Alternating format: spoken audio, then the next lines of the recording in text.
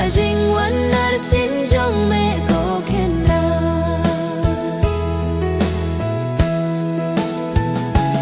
Ablay borba jong imen no Kajing karaman jong ilano lano Long non galam jong ikat bangidang sa Kaja karih jong Juja ngidang yai ap yai mi linti ya kajing wanar sen jong me ko kenrat ngidang yai ap yai mi linti ya kajing wanar sen jong me ko kenrat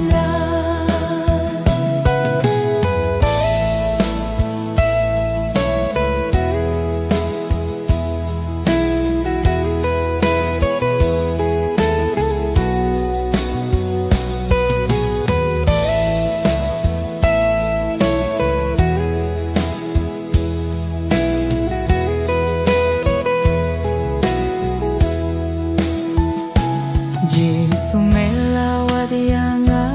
unong we Ubalasak manakaing uble Memen penim ya kamen sim jojonga Kas nam mela penmi kas nam koridor ba Ngidang yai ap yai mihlenti Ya kajing wanar sinjong me ko kenrat Ngidang yai ap yai mihlenti Ya kajing wanar sinjong me ko kenrat Syai te bansak matray ngas ngukata Syai troban pay name ubangai Sim donu jong atray simpens kem yaka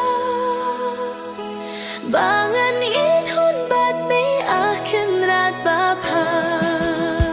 Ngidang yai ap yai mi linti